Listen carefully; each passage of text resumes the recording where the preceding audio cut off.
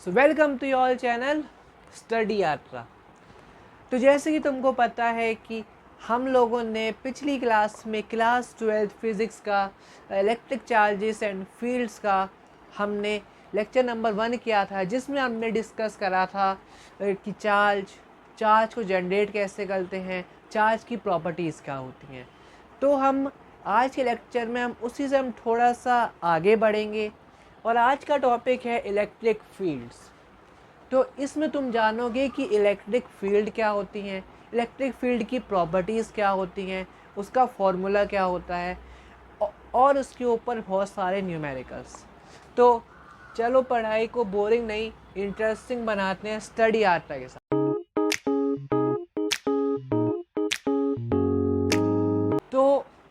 तो हम जो टॉपिक पढ़ने वाले हैं वो इलेक्ट्रिक फील्ड। अब इलेक्ट्रिक फील्ड में ना दो टाइप के चार्ज यूज़ होते हैं। एक को हम बोलते हैं सोर्स चार्ज। ठीक है, हम यहाँ बना लेते हैं सोर्स चार्ज जिससे हमें कोई कन्फ्यूज़न ना हो। हम ना दो सोर्स चार्ज बनाते हैं, एक प्लस चार्ज के लिए और एक नेगेटिव चार्ज के लिए। ठीक है, तो हमने ना यहाँ हमने बना लिया एक प्लस क्यू चार्ज। ठीक है, और यहाँ पे हमने एक बना लिया माइनस क्यू चार्ज। ठीक है, ये क्या है, ये क्या है, ये है सोर्स चार्ज। जैसे मैंने बोला ये है एक, ये है सोर्स चार्ज। क्या है ये है एक सोर्स चार्ज। ठीक है, अब मान लेते हैं ये सोर्स चार्ज है। अब इसका यूज़ क्या होता है, ये इलेक्ट्रिक फील्ड जनरेट करता है। क्या बोला मैंने, सोर्स चार्ज हमेशा इलेक्ट्रिक फील्ड को जनरेट करेगा। फिर उसके बाद तुम्हारे पास एक आ जाता है टेस्ट चार्ज। अब टेस्ट चार्ज को तुम यहाँ रख सकते हो, यहाँ रख सकते हो, यहाँ रख सकते हो, यहाँ या फिर यहाँ, तुम कहीं भी स्पेस में रख सकते हो टेस्ट चार्ज को। और टेस्ट चार्ज का यूज़ क्या होता है, टेस्ट चार्ज का यूज़ ये होता है कि ये जो source charge electric field generate करेगी, ये उसको एक्सपीरियंस करेगा, मतलब ये इसको फील करेगा। अब टेस्ट चार्ज का बाद तुम ये मत समझ लेना कि ये यूज़ होता है टेस्ट करने के लिए इलेक्ट्रिक फील्ड के लिए, नहीं, ऐसा बिल्कुल ऐसा कुछ भी नहीं है। इसका नाम है टेस्ट चार्ज। ठीक है, तो ये इलेक्ट्रिक फील्ड को एक्सपीरियंस करता है ये, और ये दोनों जिस फोर्स से जुड़े हुए हैं उसको हम बोलते हैं कूलम फोर्स। तो तुम मेरे को एक बात बताओ, जैसे यहाँ पे प्लस चार्ज है, यहाँ पे नेगेटिव चार्ज है, तो हमको एक बार पता चल गई कि ना यहाँ पे हम मान लेते हैं यहाँ पे हमारा रखा है सोर्स चार्ज, सॉरी यहाँ पे हमारा रखा है टेस्ट चार्ज, क्यू नॉट बोल लेते हैं टेस्ट चार्ज। ठीक है, और ना फिर अब ये अपनी इलेक्ट्रिक फील्ड ये जनरेट कर रहे हैं। ठीक है, ये इलेक्ट्रिक फील्ड जनरेट कर रहा है ऐसे ऐसे ऐसे ऐसे ऐसे ऐसे ऐसे ऐसे ऐसे। ठीक है, और ऐसे ही माइनस क्यू अपनी इलेक्ट्रिक फील्ड जनरेट कर रहा है ऐसे ऐसे ऐसे ऐसे ऐसे। ठीक है, और यहाँ पे भी एक टेस्ट चार्ज है। टेस्ट चार्ज को तुम कहीं पे भी रख सकते हो, कहीं पर भी, यहाँ पे भी, यहाँ पे भी, यहाँ पे कहीं पर रख सकते हो। यहाँ सपोज करो हमने यहाँ पे रख लिया टेस्ट चार्ज क्यू नॉट। अब क्या तुम मेरे को बता सकते हो कि क्या इन दोनों की डायरेक्शंस में कुछ फ़र्क आएगा, आएगा नहीं आएगा, ये यार बताओ। ठीक है, अब तुम्हें एक बार ध्यान रखनी है कि जो प्लस क्यू जो है वो हमेशा टुवर्ड्स दैट टेस्ट चार्ज करेगी, मतलब टेस्ट चार्ज के तरफ हमेशा उसकी इलेक्ट्रिक फील्ड होगी। या फिर तुम ऐसा भी कह सकते हो कि प्लस क्यू जो इलेक्ट्रिक फील्ड जनरेट करेगा वो बाहर की तरफ जनरेट करेगा, आउटसाइड, और वहीं पर ही माइनस क्यू जो है वो इलेक्ट्रिक फील्ड जनरेट करेगा इनसाइड, मतलब उसकी जो डायरेक्शन होगी वो हमेशा इनसाइड होगी। ठीक है, तो ये था। और तुम्हें एक और बताइए कि ये दोनों के बीच में कौन सी फोर्स है? इन दोनों के बीच में जो फोर्स है वो है कूलम्स फोर्स। ये दोनों कूलम फोर्स एक दूसरे की तरफ प्रोड्यूस कर रहे हैं। ठीक है, तो अब ये तो हो गया समझने वाली बात। अब इसकी डेफिनेशन क्या होती है वो देखते हैं। जो हमने अभी बोला है ना, हमको बस अभी वो ही लिखना है। ठीक है, मैं इसको मिटा देता हूँ मैं।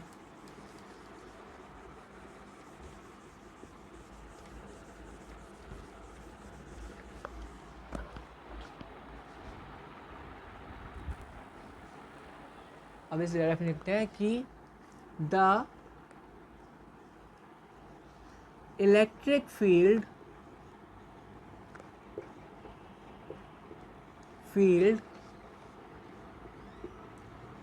is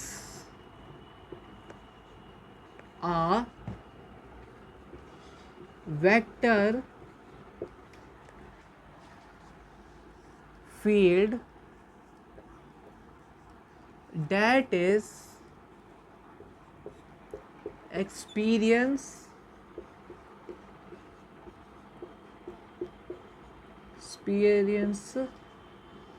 by the test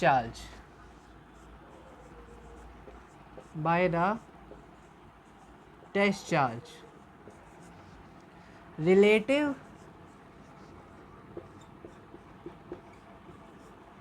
to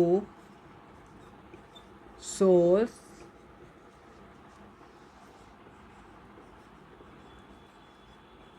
charge.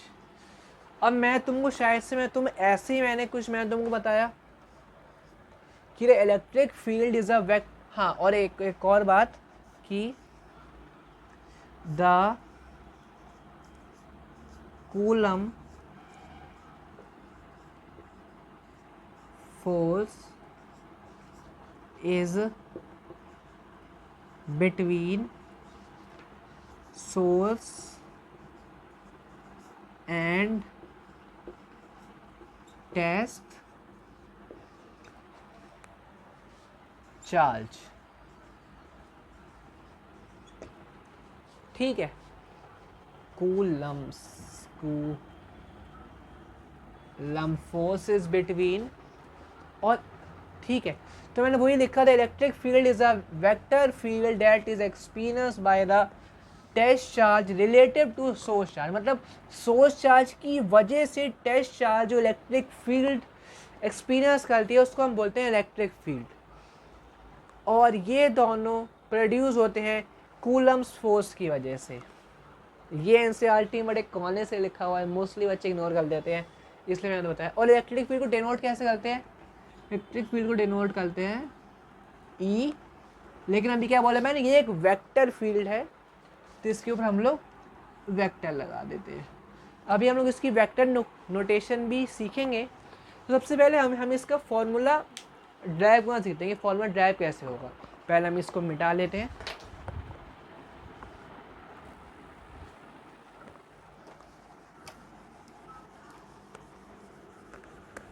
तो यहाँ पे हमको समझ में आ चुका है कि इलेक्ट्रिक फील्ड एक ऐसी फील्ड होती है जो कि सोर्स चार्ज जनरेट करता है और टेस्ट चार्ज को एक्सपीरियंस करता है, उसको फील करता है, और इन दोनों के बीच में कूलम फोर्स होती है। कूलम फोर्स बार बार मैं क्यों बोले आ रहा हूँ तुमको अभी अगले एंड में पता चल जाएगा। तो ये देखो, मान लेते हैं यहाँ पर बहुत सारे पेन हैं, नहीं ये नहीं, मान लेते हैं इधर एक सोर्स चार्ज है, ठीक है, Q, और यहाँ पर एक टेस्ट चार्ज है, टेस्ट चार्ज या फिर पॉइंट चार्ज, कुछ भी बोल सकते हो, ठीक है। और इन दोनों का जो डिस्टेंस है वो है R इन दोनों के बीच का डिस्टेंस है, ठीक है। इलेक्ट्रिक फील्ड किस तरह भी हो सकती है, इस तरह भी हो सकती है और इस तरह भी हो सकती है, लेकिन अभी हमारा वो मोटिव नहीं है। तो अगर हम लोग देखें तो इलेक्ट्रिक फील्ड का वैसे फॉर्मूला क्या होता है, वो होता है force on test charge upon में टेस्ट चार्ज। लेकिन ये फॉर्मूला हमारा कभी काम नहीं आता है। जो दूसरा वाला फॉर्मूला अब हम ड्राइव करेंगे इस फॉर्मूले से, वही हमारे काम आता है। तो अभी मैंने क्या बोला, मैंने भी बोला कि इलेक्ट्रिक फील्ड है force on test charge upon में टेस्ट चार्ज। तो मैंने क्या बोला था कि दोनों के बीच में फोर्स क्या है, फोर्स है कूलम्स फोर्स। तो वही यहाँ पे करता हूँ डेरिवेशन, हाँ, कि जो ई जो वेक्टर है, फोर्स क्या हो गई, कूलम्स लॉ, तो के क्यू नॉट अपॉन में आर स्क्वायर, फिर अपॉन में टेस्ट चार्ज हो गया क्यू नॉट से क्यू नॉट कट गया। तो जो फॉर्मूला बना इलेक्ट्रिक फील्ड का वो बना के क्यू बाय आर स्क्वायर। अब हमको एक चीज़ पता चल रही है कि जो डिस्टेंस है वो इन्वर्सली प्रोपोर्शनल है इलेक्ट्रिक फील्ड के। क्या तुम्हें यहाँ तक दिख रहा है? हाँ, यहाँ तक दिख रहा है। और इससे हमको एक और चीज़ प्रूफ होती है कि जब भी इसी से कि when r tends to infinity E is zero. बताओ कितनी अच्छी बात है कि जब भी r इन्फिनिटी पे होगा E हमेशा ज़ीरो होगी। अब अगर हम इसका ग्राफ देखें तो इसका ग्राफ, अब इससे तुम्हें पता चल ही गया होगा कि 1/r² का ये ग्राफ बनेगा। यहाँ पे हो गया E वेक्टर, यहाँ पर हो गया R वेक्टर, ठीक है। और ये जो ग्राफ बनेगा ये कुछ इस प्रकार से ग्राफ बनेगा। तो मेनली तुमको याद क्या करना है, मेनली तुमको ये ग्राफ याद होना चाहिए और ये फॉर्मूला याद होनी चाहिए। डेरिवेशन कभी कभार एक नंबर में आ भी जाती है, लेकिन चांसेस कम ही रहते हैं। इलेक्ट्रिक फील्ड से न्यूमेरिकल बहुत आते हैं, ठीक है। तो अब हम कुछ इसकी प्रॉपर्टीज़ देखते हैं कि प्रॉपर्टीज़ ऑफ इलेक्ट्रिक फील्ड क्या होती है।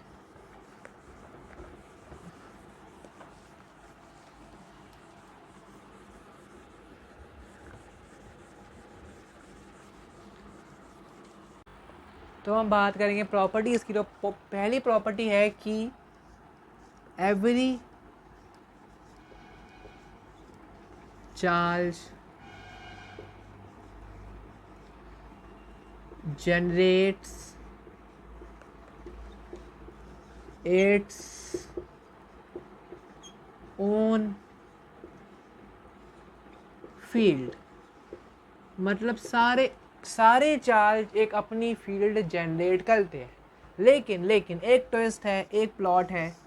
प्लॉट ये है कि टेस्ट चार्ज जो है वो अपनी कोई फील्ड नहीं बनाता। टेस्ट चार्ज do not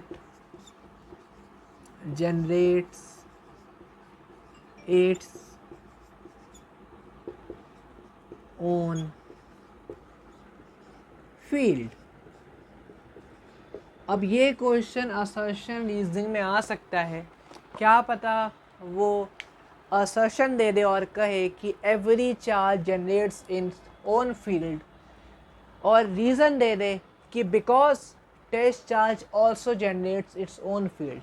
तो क्या ही तो इसका आंसर क्या होगा? इसका आंसर ये होगा कि असर्शन तो सही है लेकिन रीज़न गलत है। रीज़न ये है, पहली बात तो इन दोनों को रीज़न है नहीं, पर लेकिन फिर भी अगर तुम रीज़न की बात करो तो स्टेटमेंट फॉल्स है। स्टेटमेंट ये होनी चाहिए टेस्ट चार्ज कभी भी अपनी कोई ओन फील्ड नहीं बनाता है, ठीक है। फिर यहाँ पे अगर हम जो बेसिक चीज़ें मैंने तुम्हें बताई अभी कि प्लस क्यू की जो फील्ड होती है वो होती है रेडिकली आउटवर्ड्स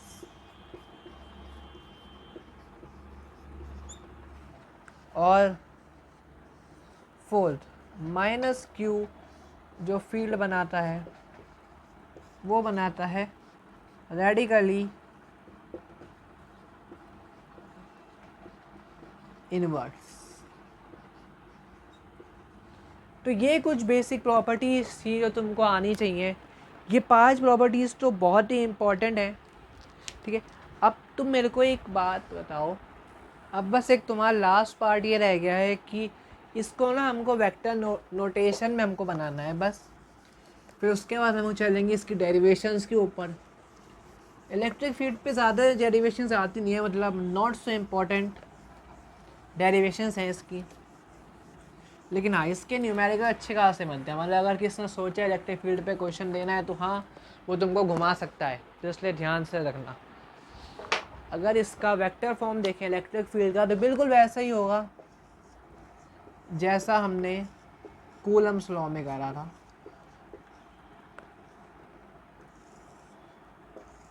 वेक्टर फॉर्म, तो वेक्टर फॉर्म में वही होगा। हमको पता है कि ई का होता है फॉर्मूला के क्यू बाय आर स्क्वायर। अब इसका हम लोग यूनिट वेक्टर ले लेंगे, यही चीज़ मैंने तुमको बताई थी, के क्यू बाय आर नहीं आर वेक्टर अपॉन में आर स्क्वायर अपॉन में आर का मॉड, यही होता है यूनिट वेक्टर। तो अगर हमको इसका वेक्टर फॉर्म में लिखनी हो इलेक्ट्रिक फील्ड तो के क्यू आर वेक्टर अपॉन में आर क्यूब। ये सारे इम्पॉर्टेंट नहीं है लेकिन फिर भी हाँ पता होनी चाहिए, सिलेबस में पता होनी चाहिए। अब हम लोग चलते हैं इसकी डेरिवेशंस के ऊपर।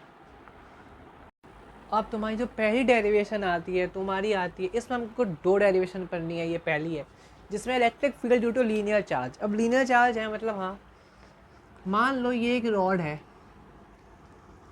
ज़्यादा बड़ी बन गई, इतनी बड़ी नहीं बनानी। एक रॉड है इधर जिसके ऊपर ना चार्ज डिस्ट्रीब्यूटेड है उसके ऊपर। और ये चीज़ तुमने सीखी होगी कि जब भी हम एक बड़े से इसका हमको अब इसमें हम लोग इंटीग्रेट करेंगे और इंटीग्रेट करके हम इसका एक छोटा सा टुकड़ा बाहर निकाल देंगे। फिर उसके बाद हम इसको इंटीग्रेट करके हम इसका पूरे में फिर हम उसकी वैल्यू निकाल लेंगे। उसका छोटा सा पार्ट ले लेते हैं, छोटा सा पार्ट हम ले लिया, इसको हम लोग बोलते देते हैं डी एक्स।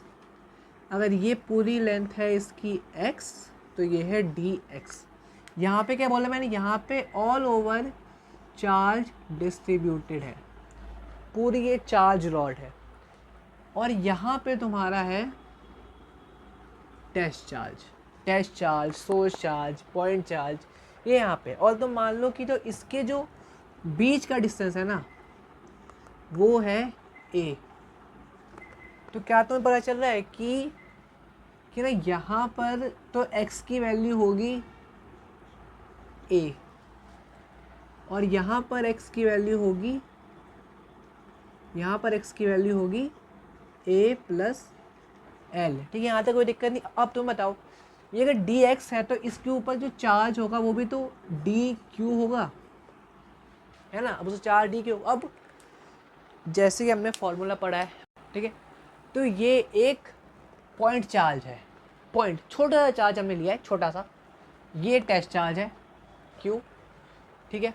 अब अगर हम लोग ई नेट का निकालना चाहें तो ई नेट क्या आ जाएगा, Coulomb's law, electric field k t q by x square.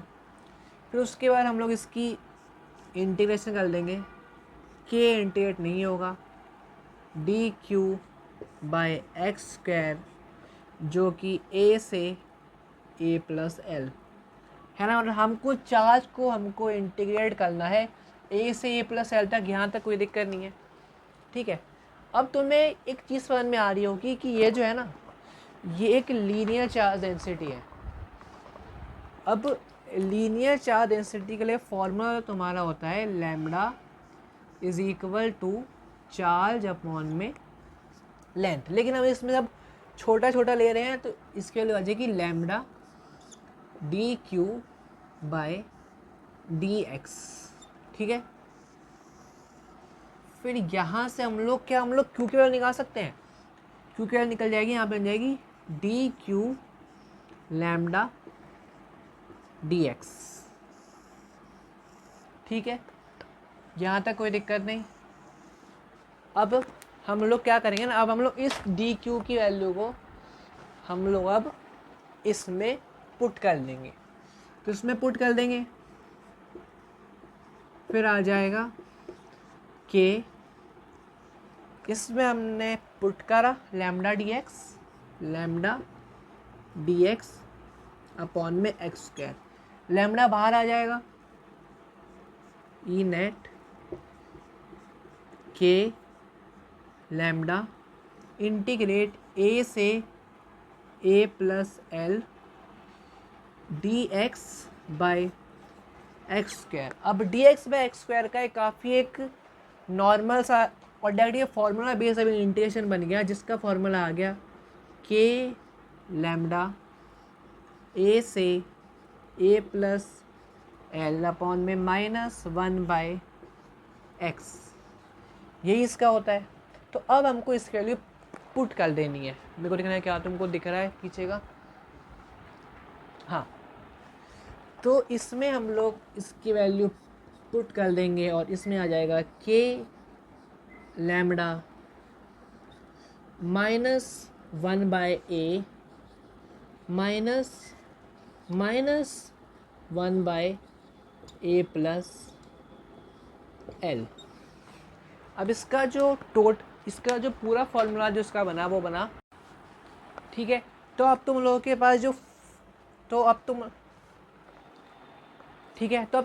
Final value आई वो आई, और कैसे लिखूँ, हाँ इधर मिटा देता हूँ, ये वैसे ही मिटाना है। तो अब तुम्हारे पास जो फाइनल वैल्यू आई वो आई ई नेट इज इक्वल टू के लैम्बडा 1 अपॉन में ये माइनस माइनस प्लस हो जाएगा, a -1 a प्लस एल। तो ये तुम्हारे पास आ जाती है ये तुम्हारे पास फॉर्मूला आ जाता है कि electric field on a linear charge distribution का फॉर्मूला ये हमने अभी ड्राइव करा है। तो अभी हमने क्या करा है, लीनियर का। तो अब हम लोग अगला ड्राइव करने वाले हैं परपेंडिकुलर का। तो आओ उसका देख। तब तुम्हारी दूसरी के लिए भी अब हम लोग एक चार्ज्ड रॉड लेते हैं, थोड़ा सा सुंदर बनाने की कोशिश करेंगे डायग्राम्स।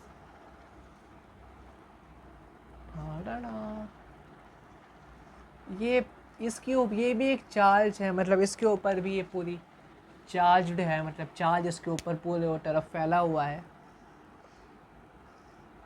यहाँ पे हम एक छोटा सा पार्ट ले लेंगे जिसके ऊपर चार्ज होगा डी क्यू। सबसे पहले चार्ज रॉड बना लेते हैं। 4 रॉड बना लिए हम लोगों ने। ठीक है, फिर अब यहाँ पर जो है वो हो जाएगा, इसकी जो पूरे की लेंथ है, इस पूरे की लेंथ है L।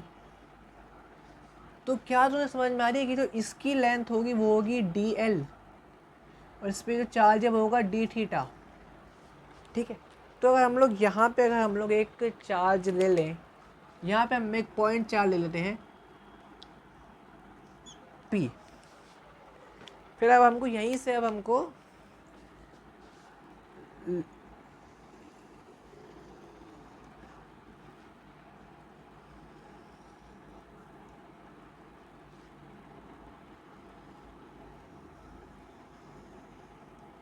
ठीक है, और एक इधर।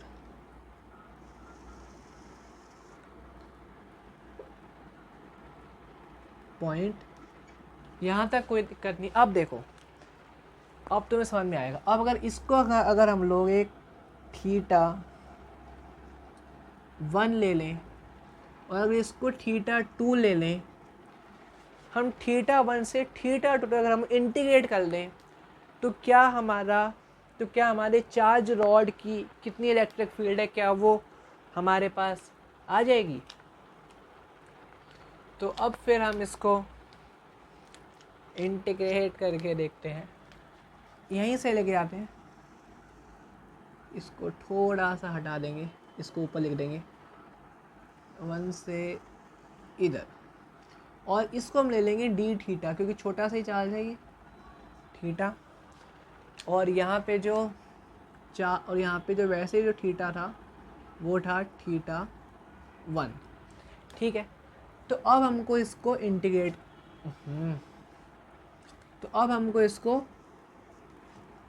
करना है। कहाँ से? थीटा 1 से थीटा। तो क्या तुम मेरे को एक चीज़ कह सकते हो कि यही पॉइंट P से अगर हम इसको और आगे लेकर जाएं तो यहाँ पे हमारा बनेगा electric field.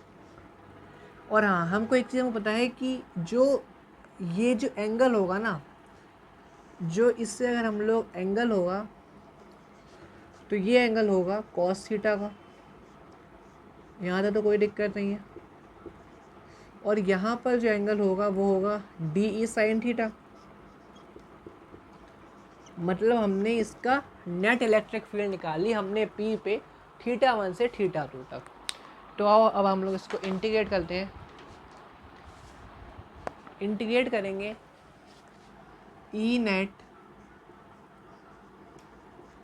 Is equal to के डी क्यू बाय एल है लिया है हमने, तो L square.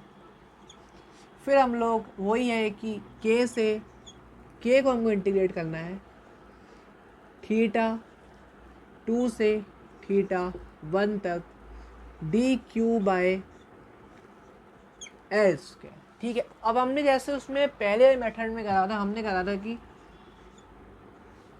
Linear charge density से थीटा 1 थीटा 2 के इधर आ जाएगा डी एल बाय, क्या आ जाएगा यार,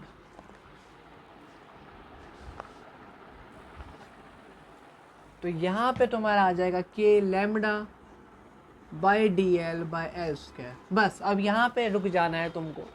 इसके आगे अब तुम्हें एक चीज़ समझाने के लिए मैं बताता हूँ कि अगर हम लोग ये देखें, ये हम इसको ले लेते हैं ए, ले लेते हैं हम लोग इसको ए।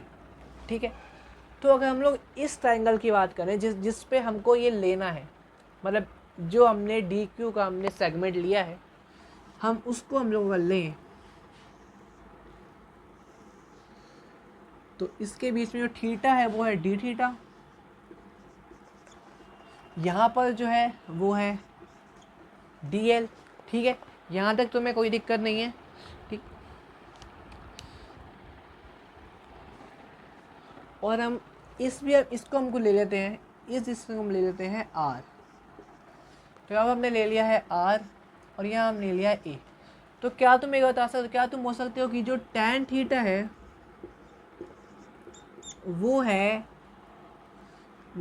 एल बाय ए। तो क्या मैं अगर यहाँ से एल की वैल्यू को अगर मैं इंटीग्रेट कर दूँ, अगर मैं डिफरेंशिएट कर दूँ तो एल की वैल्यू आ जाएगी ए टैन थीटा। फिर अगर हम इसको थीटा की रिस्पेक्ट में अगर हम लोग इसको डिफरेंशिएट कर दें तो हमारे पास वैल्यू आ जाएगी ए सेक स्क्वायर थीटा। अब हमको यही वैल्यू अब हमको यहाँ पुट कर देनी है, यहाँ वैल्यू पुट कर देते हैं यहाँ पे। हाँ, यहाँ पे लिख देता हूँ मैं कि ई नेट जो इसके लोग हम इसमें पुट कर लेंगे, जो आया है वो है लैम्डा DL θ1 से θ2। अब ये जो है ये हम लोग ना cos थीटा के रिस्पेक्ट में है, तो सबसे यहाँ पे लिखेंगे cos स्क्वायर थीटा, फिर ये लिखेंगे a sec स्क्वायर थीटा, और डी थीटा को यहाँ ले जाएंगे तो ये भी फिर डी थीटा हमारे पास आ जाएगा। ठीक है, यहाँ तक कोई दिक्कत नहीं है। यहाँ तक अब तो मैं एक चीज़ बताता हूँ मैं कि क्या cos स्क्वायर थीटा को अगर हम लोग 1/sec स्क्वायर थीटा भी लिख सकते हैं, तो ये से ये तो कट गया, अब हमारे पास बचा गया, हमारे पास बचा ये ई नेट के लैम्डा क्या डी थीटा है ना, डी थीटा अपॉन में एल स्क्वायर, ये हमारे पास ई नेट की वैल्यू आई। तो अब हम लोग क्या करेंगे, अब हम लोग एक वैल्यू निकालेंगे कॉस थीटा की रिस्पेक्ट में और एक वैल्यू निकालेंगे साइन थीटा की रिस्पेक्ट में। मतलब ये जो है ये है ई पैरेलल और ये जो है ये है ई परपेंडिकुलर। तो हम दोनों की हम एक वैल्यू निकालेंगे एक एक बार। ठीक है, तो अगर हम लोग ई पैरेलल सर हम लोग ई पैरेलल निकालते हैं तो ई पैरेलल की जो वैल्यू है वो है क्या, हाँ ये डी ई साइन थीटा है ना, D E sine theta upon ये कहाँ θ2 से θ1। अगर हम उसका इंटीग्रेट करेंगे तो क्या आ जाएगा cos थीटा, तो डी ई cos थीटा अब कहाँ से θ2 से θ1। तो अब इसकी जो फाइनल वैल्यू आ जाएगी ई पैरेलल की, वो आ जाएगी जो हमने यहाँ से लिया है के lambda D theta by L R square. ठीक है, तो ये देंगे के lambda by l square upon में कॉस θ1 या फिर कॉस प्लस कॉस θ2। अब क्या तुमको इतने नीचे का दिख रहा है? हाँ दिख रहा है। अब यहाँ तुम cos θ2 प्लस cos θ1 भी लिख सकते हो, कोई बड़ी बात नहीं है। अब हम लोग ई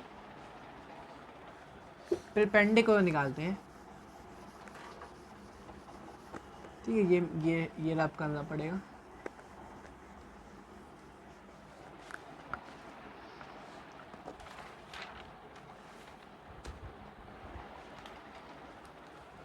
ई परपेंडिकुलर निकालेंगे तो क्या आ जाएगा के, नहीं अभी ये तो बाद में लिखेंगे, डी ई कॉस थीटा है जो उसके परपेंडिकुलर है θ2 से θ1। तो ई परपेंडिकुलर की जो वैल्यू आ जाएगी वो आ जाएगी D E cos theta integration minus sine theta upon में θ2 से θ1। तो ई परपेंडिकुलर की फाइनल वैल्यू आ जाएगी के lambda bye l square upon में साइन θ2 माइनस साइन θ1।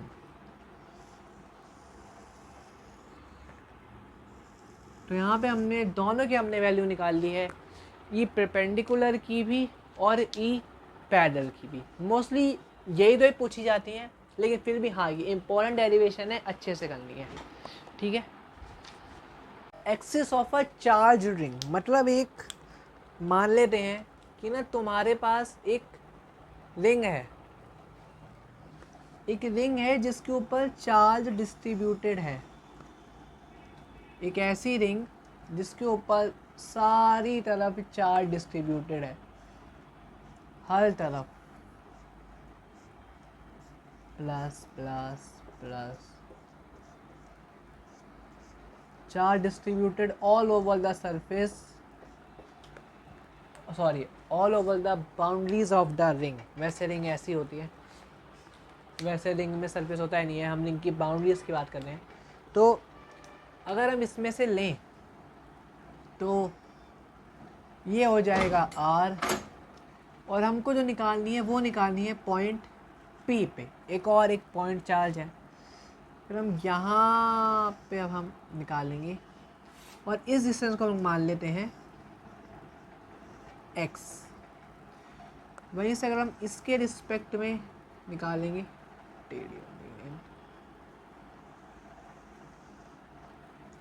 इसी से हम निकालेंगे तो बन जाएगा, इसको ले लेते हैं R।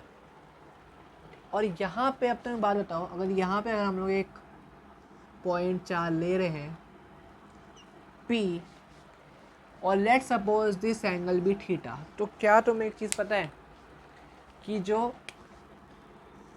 इसके बीच में जो एंगल बनेगा वो भी बनेगा थीटा, है ना? यहाँ तो कोई दिक्कत नहीं है। फिर यहाँ पे अगर ये इलेक्ट्रिक फील्ड पे, तो फिर यहाँ पे बनेगा डी कॉस डी ई, इधर लिख लेते हैं डी ई कॉस थीटा और डी ई साइन थीटा। ठीक है, तो हाँ, इसमें एक बताना भूल गया मैं कि हमने ना इस बार यहाँ से हमने एक छोटा सा टुकड़ा हमने काटा है, जिसके रिस्पेक्ट में हम लोग डी क्यू, जिसके रिस्पेक्ट में हम लोग पूरा निकालेंगे। अब तुम मेरे को एक बात बताओ कि क्या डी ई साइन थीटा है वो कैंसिल हो जाएगा? तुम मेरे को बात बताओ कि अब देखो डी साइन थीटा इधर इधर इधर इधर इधर इधर इधर इधर, तो D sine theta basically ring के परपेंडिकुलर लग रहा है, तो इधर पे इधर इधर इधर इधर, तो ये वाला इस वजह से कैंसिल हो जाएगा, ये वाला इस वजह से, तो डी साइन थीटा के सारे एलिमेंट कैंसिल हो जाएंगे, हमारे पास बचेगा डी ई कॉस थीटा। तो क्या लिखेंगे? D E sine theta all elements will cancelled। बस अब हमको क्या करना है, अब बचा क्या? बस बचा डी कॉस थीटा। अब हमको डी कॉस थीटा के अब हमको रिस्पेक्ट में हमको इसकी डेरिवेशन करनी है। तो अगर हम ई नेट को अगर हम लोग देखें इधर, तो ये आ जाएगा D E cos theta, D E cos theta. यहाँ तक किसी को कोई दिक्कत नहीं है कि डी ई कॉस थीटा आ रहा है। तो यहाँ पे फिर ई नेट की डी ई कॉस थीटा, तो इधर देखेंगे डी ई की वैल्यू हम क्या लिख सकते हैं? डी की वैल्यू हम लिखेंगे के डी क्यू अपॉन में क्या आएगा? तुम बताओ, आर आएगा या फिर एक्स आएगा? तो यहाँ पे आपको सी बात है कि हम इन डॉन की जो डिस्टेंस दे रहे हैं, तो यहाँ पे आर आएगा, एक्स से कोई लेना देना नहीं है, क्योंकि हमने पॉइंट चार्ज इधर लिया है तो इसके बीच का डिस्टेंस आएगा, यहाँ लिया होता इसके भी डिस्टेंस आता। ठीक है, तो k d q by r square cos theta. ठीक है,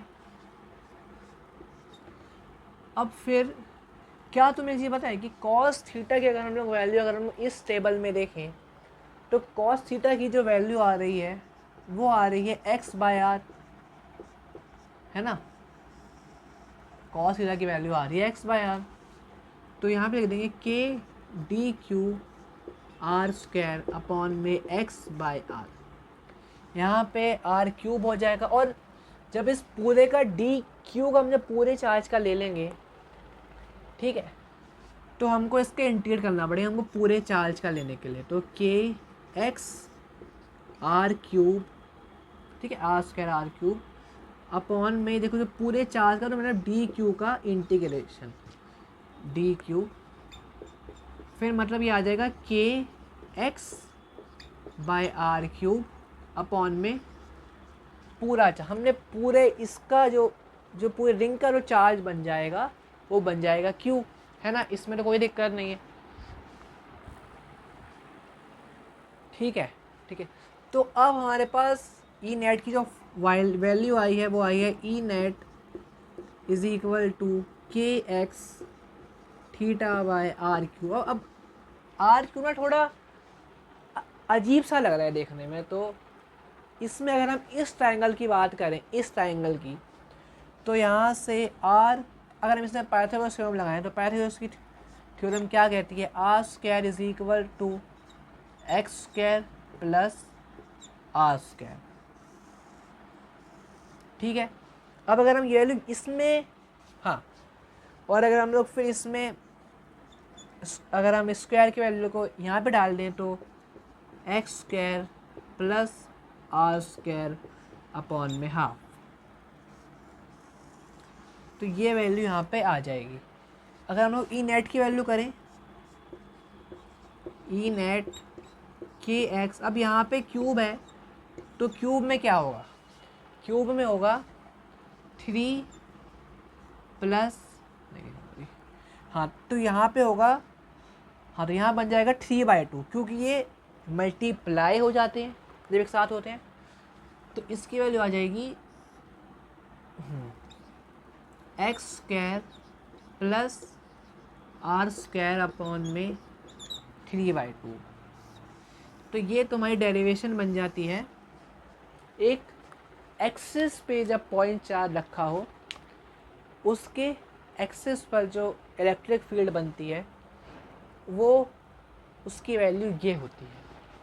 तो अब और कोई डेरिवेशन नहीं है। अब चलते हैं 2-3 अच्छे क्वेश्चंस के ऊपर, फिर उसके बाद इस लेक्चर को ख़त्म करते हैं। ठीक है, तो ये बहुत ही फेमस क्वेश्चन है, मतलब सीबीएसई का ये इतना फेवरेट क्वेश्चन है कि हमेशा 3 सेट में से एक सेट में तो आते ही आता है। तो एक बार देखते हैं। 2 point charges 4 new coulomb, let 4 new coulomb be A and 1 new coulomb be B are separated by a distance of 2 metre, find where the field will be 0। हमें नहीं पता है फील्ड 0 कहाँ पे है, तो हम इसको x ले लेंगे। तो लिखते हैं let the field be 0 at x।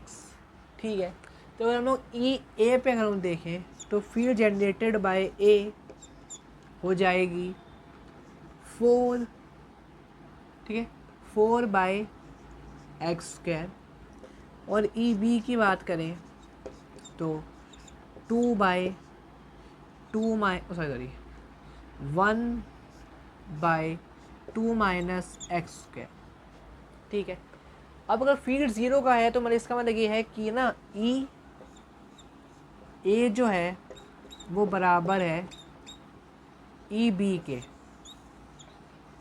ठीक है, अब ये चीज़ हम यहाँ अप्लाई करते हैं, मतलब इसका मतलब हो गया 4x² is equal to 1 upon में 2 माइनस x²। ठीक है, अब क्या हम इसको ऐसे लिख सकते हैं कि 2/x का होल स्क्वायर अपॉन में 1/2 माइनस x का होल स्क्वायर, यहाँ लिख सकते हैं। अब क्या होगा, स्क्वायर से स्क्वायर कट जाएगा, पास वैल्यू बच जाएगी 2/x is equal to 1 upon में 2 माइनस x। ठीक है, तो अब ये 2 इधर आ जाएगा, ये x इधर आ जाएगा, तो हमारे पास वैल्यू बन जाएगी 4 minus 2x is equal to x। अब ये इधर चल जाएगा, 4 इज इक्वल टू 3x, तो x की वैल्यू आ जाएगी 4/3। मतलब x इज इक्वल टू 4/3 पे जो है वो इलेक्ट्रिक फील्ड 0 है। ये बहुत ही इंपॉर्टेंट क्वेश्चन है और मोस्ट रिपीटेड PYQs भी है, तो ये अच्छे से कर लेना। अब चलते हैं दूसरे क्वेश्चन पे। अब तुम्हारे पास ये क्वेश्चन आया था जेईई मेंस में, जिसमें लिखा है find the electric field at point P on the perpendicular bisector of a uniformly charged wire of length L। the distance P to center है, A की वैल्यू है 3/2L। मतलब हमको एक चीज़ बताया यार कि हम इसकी अप्रोच कैसे करें। उसके बाद हम इसका फॉर्मूला आने की कोशिश करते हैं। हमको ये पता है कि जो इसका जो फॉर्मूला होता है वो होता है के लैम्बडा, हाँ के लैम्बडा बाय एल स्क्वायर।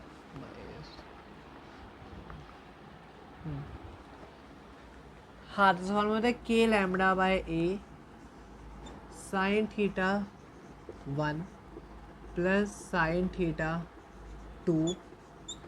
फिर अब इसको अब हम लोग के की टर्म्स में अगर हम लोग पुट करें, मतलब अगर लैम्बडा के लिए पुट करेंगे तो हमारे पास वैल्यू आ जाएगी के लैम्बडा की वैल्यू हो जाएगी क्यू इंटू एल अपॉन में ए। और देखो अब यहाँ पे हमको एंगल दे नहीं रखा, तो इसका मतलब है कि जो दोनों एंगल है ना वो सेम है, तो यहाँ पे हम लिख सकते हैं इंटू 2 साइन थीटा। ठीक है, यहाँ तक तो कोई डाउट नहीं रहेगा। ठीक है, तो अब हमको क्या करना है, तो अब हमको इसका अगर हम लोग लें इसमें, तो इसमें वो साफ साफ दिख रहा है tan थीटा की वैल्यू क्या आएगी। तो tan थीटा की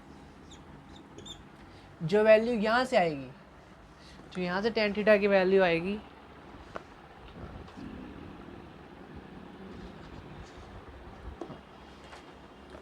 तो यहाँ पे पहले देखेंगे तो यहाँ पे हमको a की वैल्यू गिवन है, a की वैल्यू फिर यहाँ हम लोग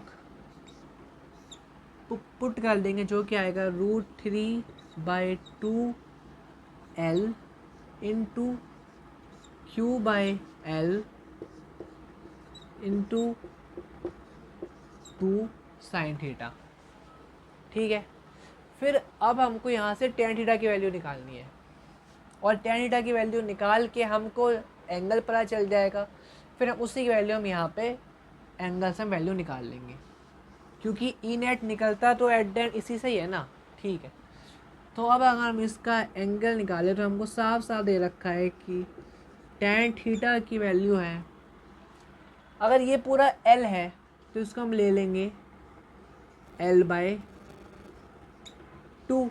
ठीक है, तो यहाँ पे हमने ले लिया L/2 अपॉन में √3/2L। तो L से L कट गया, 2 से 2 कट गया।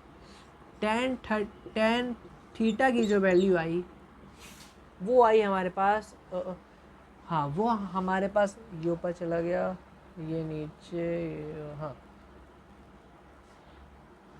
हाँ तो हमारे पास tan थीटा की वैल्यू आ गई 1/√3, और जिससे तुमको थीटा की वैल्यू तुमको मिल गई 30 डिग्री।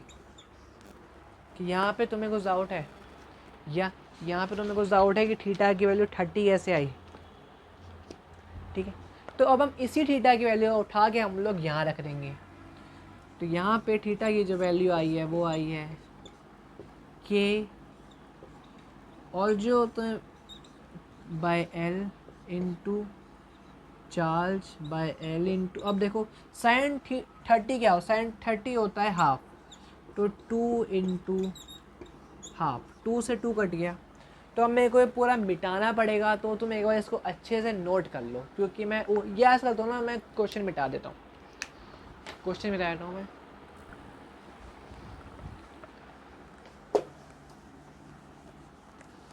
थोड़ा से हमको ज़रूरत है बस, क्योंकि जो ऑप्शन दिए गए थे हमको उससे मैच करना है। हाँ, तो फिर अब हमारे पास जो फाइनल वैल्यू आई है ई,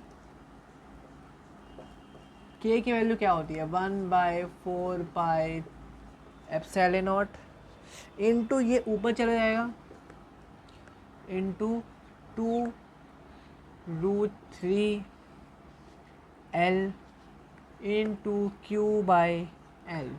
तो क्या होगा, 2 से 2 कट जाएगा, तो ई की जो फाइनल वैल्यू आएगी वो आएगी E 1/2πε0 into √3 into Q into L.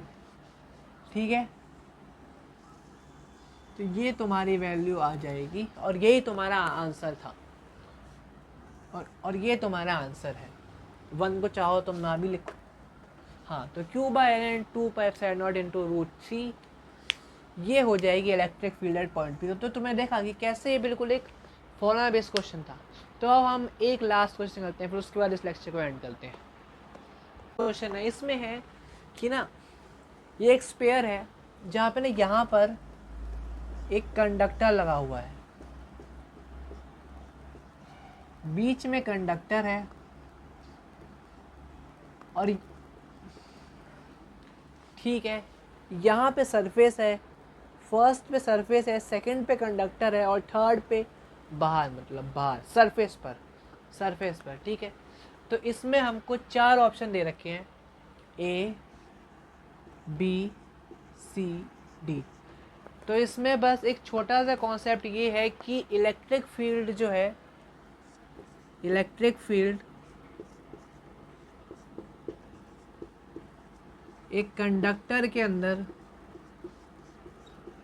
Is always 0। मतलब एक कंडक्टर के अंदर हमेशा जो है एक इलेक्ट्रिक फील्ड 0 होगी।